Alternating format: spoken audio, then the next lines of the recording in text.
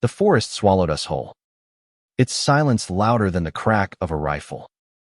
I'd always found peace in these woods. But tonight, with Ethan's breath clouding the cold air beside me, something felt wrong, dangerously wrong. By the fire, his eyes caught mine, and I saw a storm brewing, one neither of us could outrun.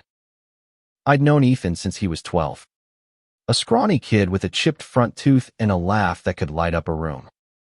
Back then, he was just my wife's son, a package deal I embraced when I married Laura. 7 years later, he was 19, broad-shouldered, with a quiet intensity that unnerved me. This hunting trip was supposed to be a bonding ritual, a way to bridge the gap that had grown between us since he'd come out last year. Laura insisted it'd be good for us father and son, or something close to it. But the forest had a way of stripping pretense bare, and I wasn't ready for what it would uncover. We'd set up camp in a clearing deep in the Adirondacks, miles from the nearest road. The air was crisp, October leaves crunching under our boots as we hauled gear from the truck. Ethan moved with purpose, his flannel shirt clinging to his frame, his jaw set like he was chewing on something unsaid. I caught him watching me earlier, his gaze lingering too long, but I brushed it off. He was young, figuring himself out. That's what I told myself. "Tom," he said, breaking the silence as we unpacked the tent. His voice was low, almost lost in the wind. "You ever feel like you're hiding from something out here?" I froze, my hands on the tent poles. "Hiding? Nah. This is where I come to feel free." I forced a chuckle, but it sounded hollow. Ethan didn't smile.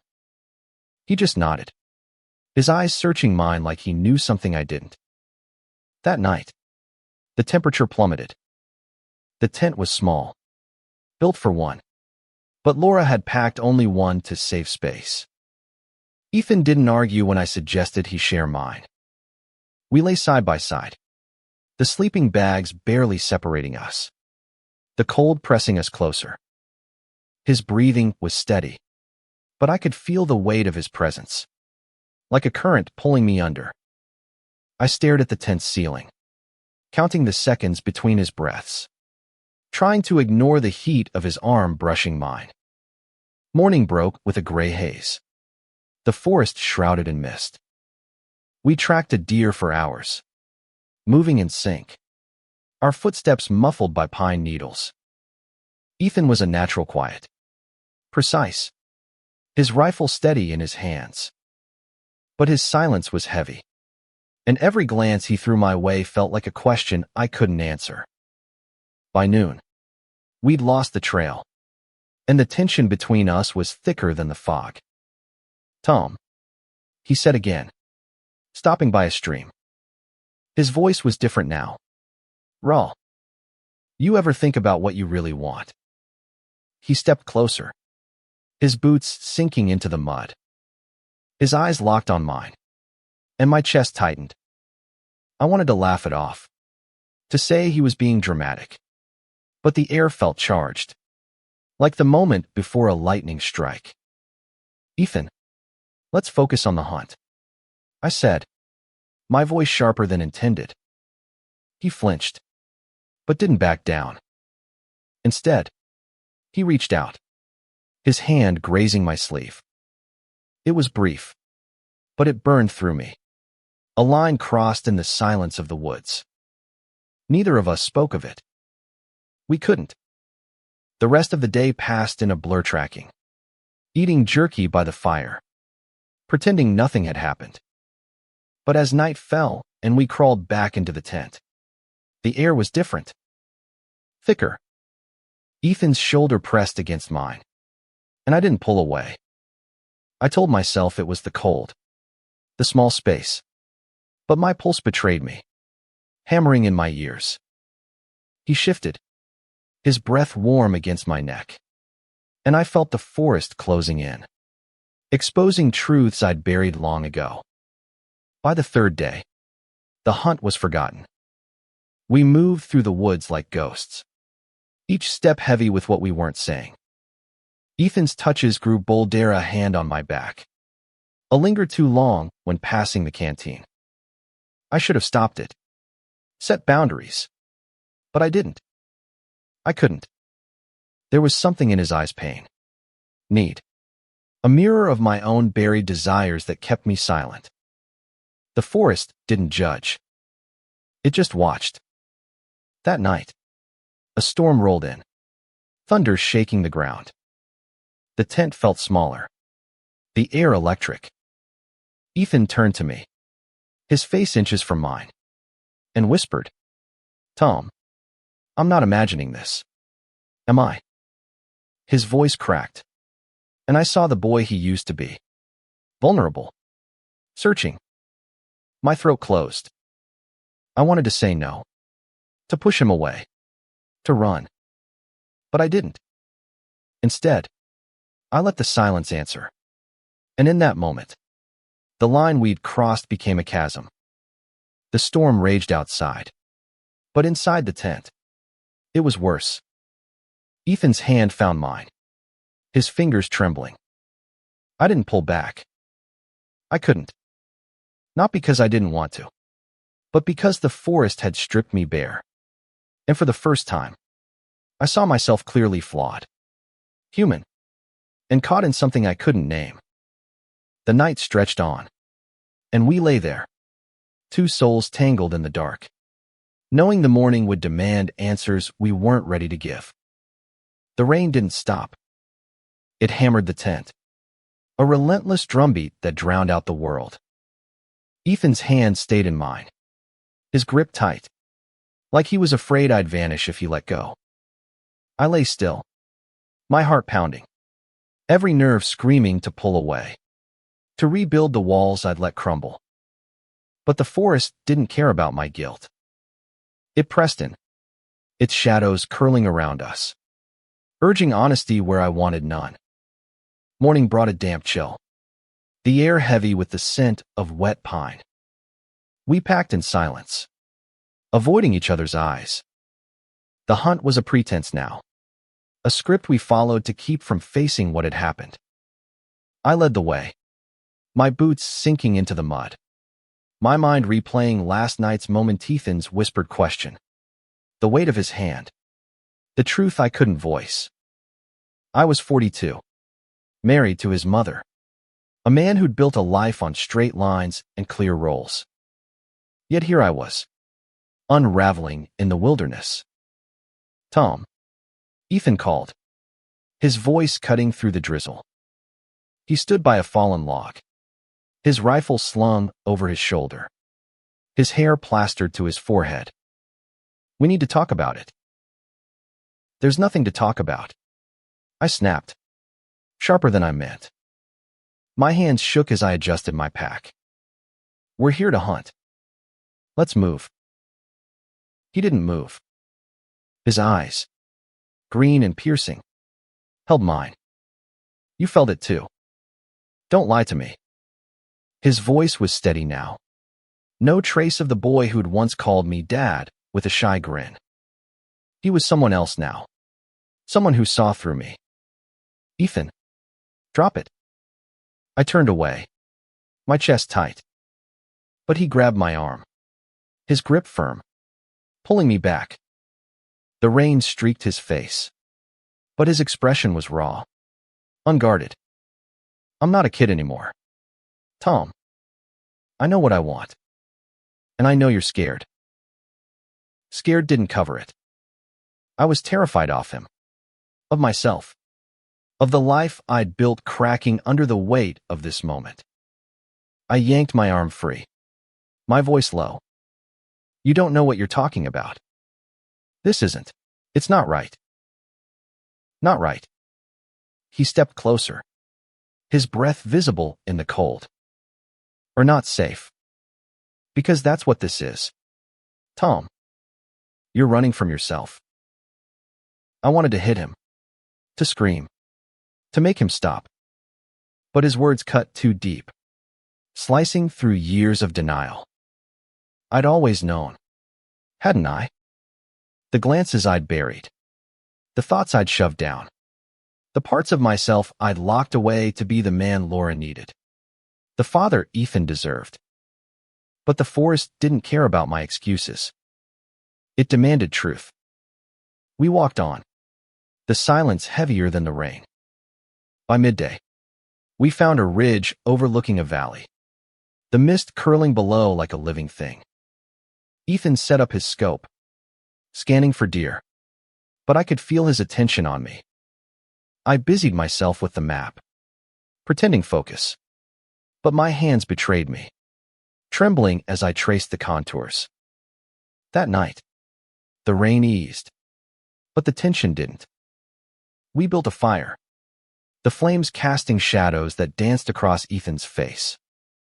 He sat closer than necessary, his knee brushing mine. I didn't move away. I told myself it was the cold, but the lie tasted bitter. "You ever think about leaving?" he asked, his voice soft, almost lost in the crackle of the fire. "Starting over somewhere no one knows you." I stared into the flames, my throat tight. "I've got a life. Ethan. Laura.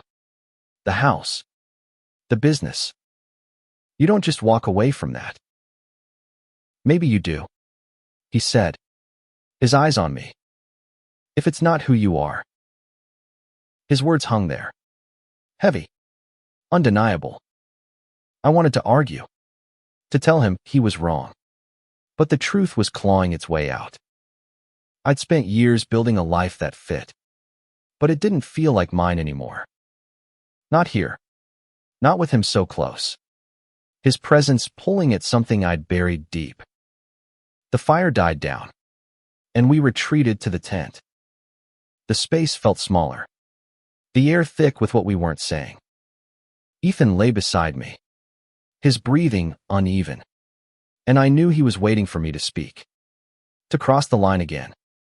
But I couldn't. Not yet. Instead, I listened to the forest, its whispers urging me to face what I'd spent a lifetime avoiding. The forest woke with a chorus of birds, their calls sharp against the morning's quiet. I lay in the tent, Ethan's warmth beside me, his arms slung carelessly across my chest. My heart raced, guilt and desire twisting into a knot I couldn't untangle. I slid out, careful not to wake him, and stepped into the dawn, hoping the cold air would clear my head. It didn't. We broke camp early, the routine a distraction from the weight of last night. Ethan moved with purpose, his silence louder than words. I caught him watching me as we packed, his eyes searching, but I kept my gaze on the ground. The forest was no longer a refuge. It was a mirror, reflecting truths I wasn't ready to face. We hiked deeper into the Adirondacks, the terrain growing rougher, the trees denser. Ethan took the lead, his steps sure, his rifle slung low. I followed, my thoughts a tangle of fear and longing. Laura's face flashed in my mind, her smile, her trust, the life we'd built. But Ethan's presence was a current, pulling me towards something I'd never dared name.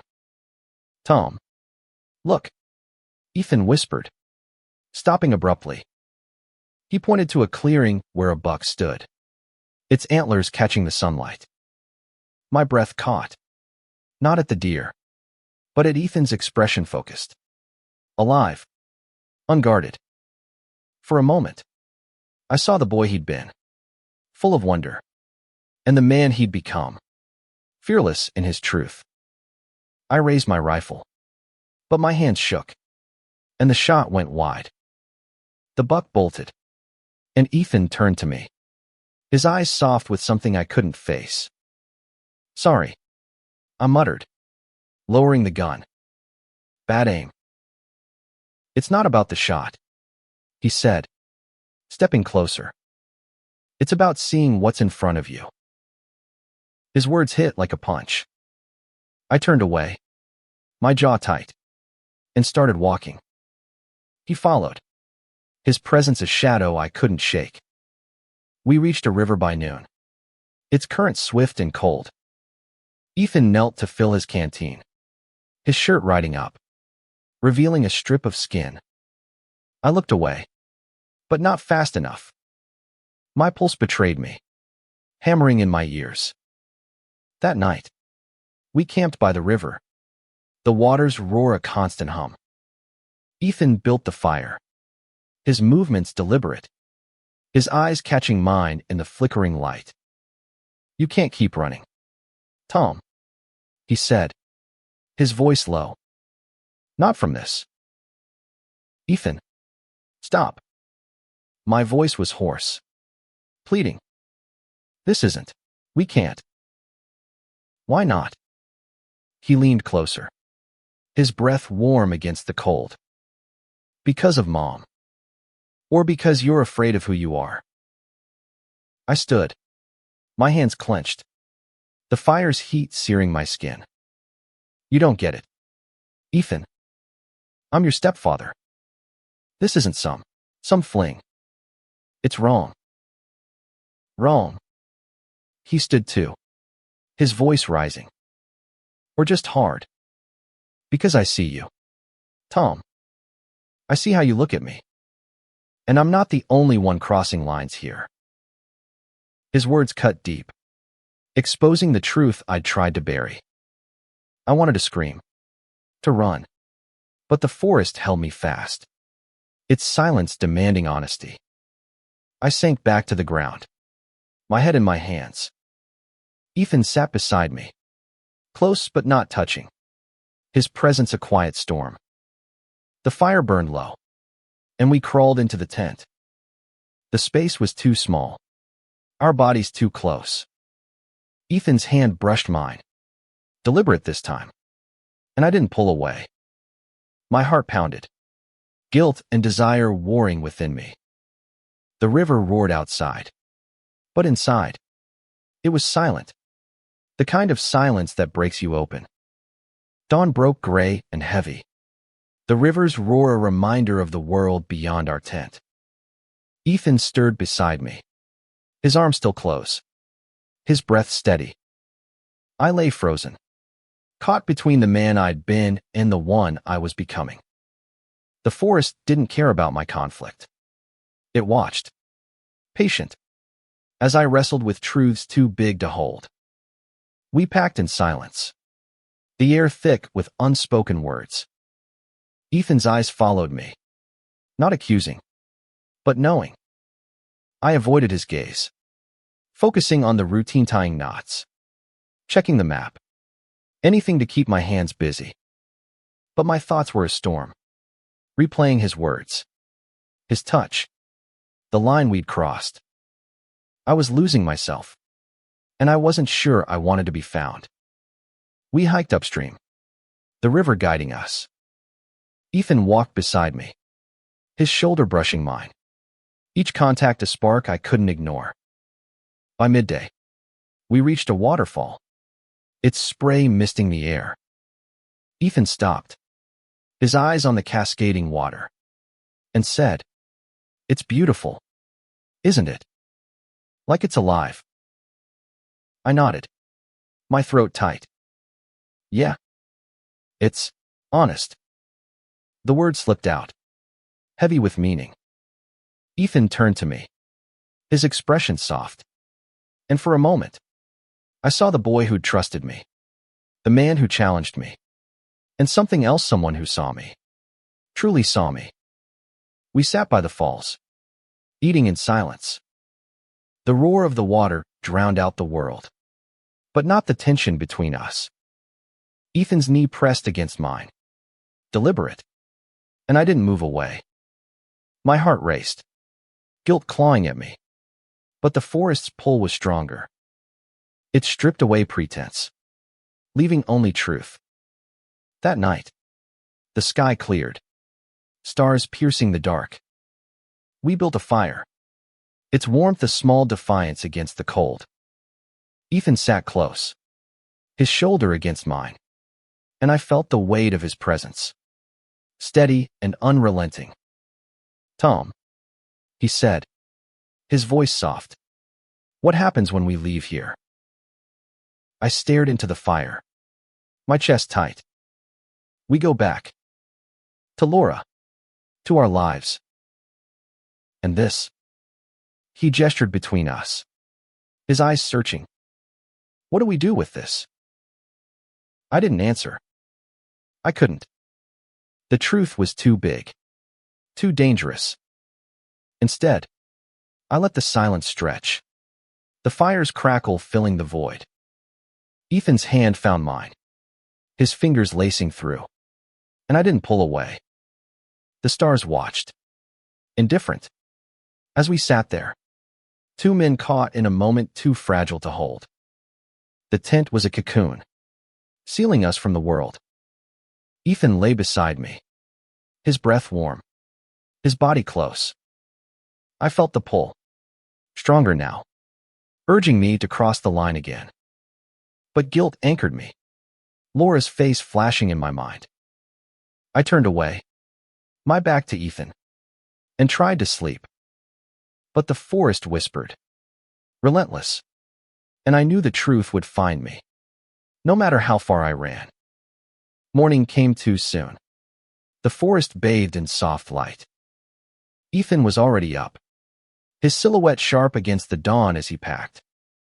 I watched him, my chest tight, knowing we were running out of time. The hunt was over, but the Real chase was inside me, a battle between duty and desire I couldn't win.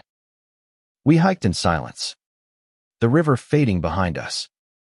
Ethan's steps were steady, but his glances were heavy, each one a question I couldn't answer. I focused on the trail, the crunch of leaves, the weight of my pack, anything to avoid the truth clawing at me. But the forest didn't let you hide. It exposed you, raw and unfiltered. By noon, we reached a high ridge, the world sprawling below. Ethan stopped, his eyes on the horizon, and said, "It's like you can see everything from here. No secrets." I swallowed hard, my voice low. Some secrets are better kept. He turned to me, his expression fierce. "Are they? Or do they just eat you alive?" His words hit like a blade, cutting through years of denial. I wanted to argue, to tell him he was wrong. But the truth was there, staring me down. I'd spent my life running from myself, from the parts I'd buried to fit the mold of husband, father, man. Ethan saw it all, and he wasn't letting me run anymore. We camped early, the ridge sheltering us from the wind. The fire was small, its light flickering across Ethan's face. He sat close, his knee against mine, and I felt the pull again, stronger now. "Tom," he said, his voice soft, "you don't have to be what they expect. You can be you." I stared into the flames, my throat tight. "And what's that, Ethan? What am I?" He reached out, his hand on my arm, steady and warm. "You're someone who feels this too. Someone who's been hiding too long." His touch burned, not with shame, but with truth. I didn't pull away. I couldn't. The forest had stripped me bare, and for the first time, I didn't want to hide. But Laura's face haunted me, her trust a weight I couldn't shake. I stood, breaking the contact, and paced the clearing, my breath ragged. Ethan watched, his eyes steady. "You can't keep doing this, Tom. Pretending it's not real." "It's not about pretending," I snapped, my voice breaking. "It's about responsibility. To your mom. To you. To the life I've built." "And what about you?" he asked, standing now, his voice rising. "What do you owe yourself?" The question hung there, unanswered. The fire died, and we retreated to the tent. The silence heavy. Ethan lay beside me, his presence a quiet storm. I felt the line between us, thin and fragile, and knew one of us would cross it soon. The forest waited, patient, as I wrestled with the man I was and the one I wanted to be. The forest was relentless, its silence a mirror to my turmoil. I woke to Ethan's steady breathing, his arm brushing mine, and felt the weight of last night's words. He was right, I was running. But not from him. From myself. From the truth I'd buried under years of duty and denial. We packed quickly, the routine a fragile shield. Ethan's eyes followed me, not accusing, but knowing, and I felt the pull stronger than ever. The trail led us deeper, the trees closing in, their shadows long and unforgiving. I focused on the path, but my thoughts were on his touch, his words, the way he saw me when I couldn't see myself. By midday, we reached a clearing, the ground soft with moss. Ethan dropped his pack and turned to me, his expression raw. "Tom, we're leaving tomorrow. What happens then?" I swallowed, my throat dry. "We go home. Back to normal." "Normal?" He laughed, sharp and bitter. "You think we can go back to that? After this?" I didn't answer. I couldn't. The truth was too big, too dangerous. Instead, I busied myself with the map. But Ethan grabbed my wrist, his grip firm. "Stop running," he said, his voice low. "For once, just stop." His touch was electric, pulling me under. I yanked my hand free, my heart racing. "Ethan, this isn't a game. You're my stepson. It's wrong." "Wrong." He stepped closer, his eyes blazing. "Or just scary. Because I'm not the one who's afraid here." His words cut deep, exposing the fear I'd tried to bury. I turned away, my breath ragged. But Ethan followed, his presence unrelenting. "I see you, Tom," he said, his voice softer now. "I see the man you're hiding. And I'm not going anywhere." I sank to the ground, my head in my hands.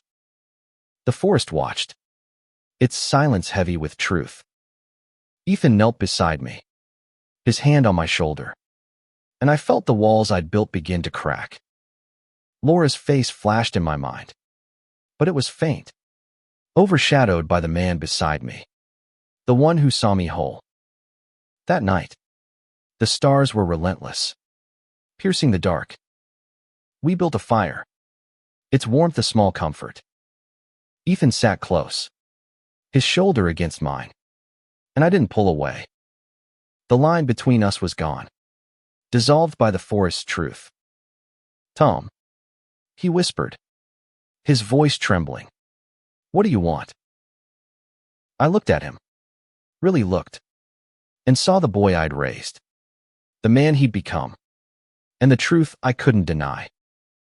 "You," I said, my voice barely audible. "God help me. Ethan, I want you." The words hung there, raw and real. Ethan's eyes softened, and he reached for me, his hand steady. The forest held its breath, and for the first time, I didn't run. I let the truth take hold, knowing it would change everything. The confession hung in the air, a weight lifted and a new one born. Ethan's hand stayed on mine, his touch grounding me in a truth I'd spent years denying. The forest was silent, its judgment withheld, but I felt Laura's presence like a ghost, her trust a chain around my heart.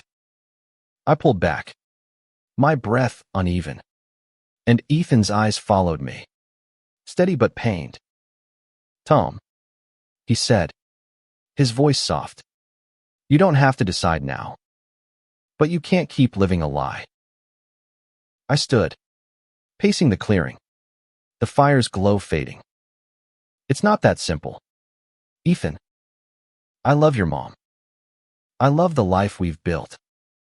This doesn't fit. Doesn't it? He stood too, his voice rising. Or is it just easier to pretend it doesn't? His words stung, but they were true. I'd spent my life fitting into boxes: husband, father, provider, ignoring the parts that didn't align. But Ethan saw them, saw me, and his gaze was a mirror I couldn't escape. I sank to the ground, my head in my hands, and he knelt beside me, his presence a quiet strength. We didn't speak for a long time. The fire died, and we retreated to the tent, the space smaller than ever. Ethan lay close, his breath warm, and I felt the pull again, stronger now. But I didn't move. I couldn't. Not yet. The truth was out, but the path forward was a maze of guilt and fear. Morning brought a cold dawn, the forest shrouded in mist. We packed in silence, the weight of last night heavy between us. Ethan's glances were softer now, less demanding, but no less intense. I focused on the trail, the routine a lifeline, but my thoughts were on him, his words, his touch, the man I'd admitted I wanted. We hiked back toward the truck, the journey's end looming. Ethan walked beside me, his shoulder brushing mine, each contact a reminder of what we'd crossed. Tom, he said, stopping by a stream. Whatever happens, I'm not sorry. For any of it. I looked at him, my chest tight. I don't know what to do. Ethan, I don't know how to be this man. You already are, he said, his voice steady. You just have to let him out. His words stayed with me, echoing as we reached the truck. The forest had stripped us bare, but the world beyond was waiting, with its rules and expectations. I loaded the gear, my hands steady but my heart racing.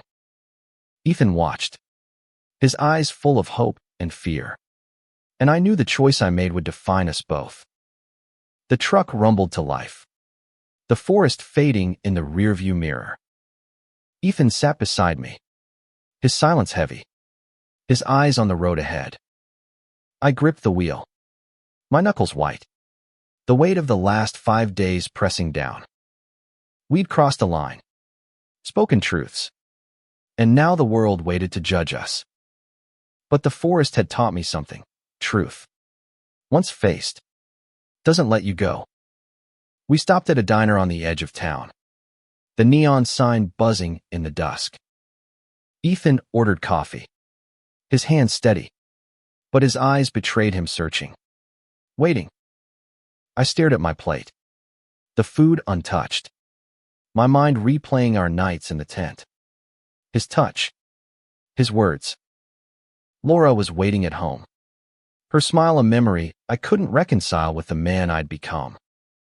Tom, Ethan said, his voice low. You don't have to decide today, but you have to decide.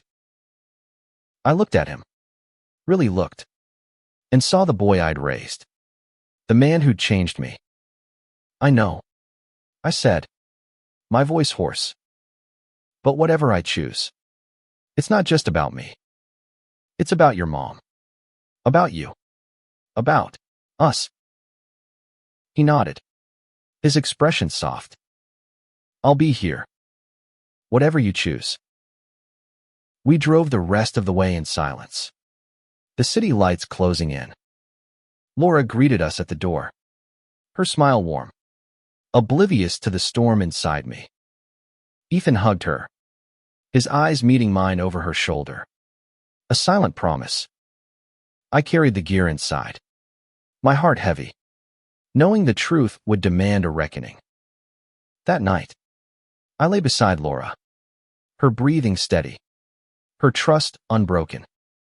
But my thoughts were with Ethan, with the forest, with the man I'd admitted I was. The choice was Manito live the lie or embrace the truth, no matter the cost. I didn't sleep. I didn't need to. The forest had shown me who I was, and now I had to decide who I'd be. Months later, I stood in a new apartment, the city humming outside. Laura's tears still stung, but her strength had surprised meshed let me go. Not with anger, but with love. Ethan was at college now, his texts a lifeline, his visits a promise of something more. The forest had changed us, stripped us bare, and given us a truth worth fighting for. I was still learning to be that man, but for the first time, I wasn't running. I was free.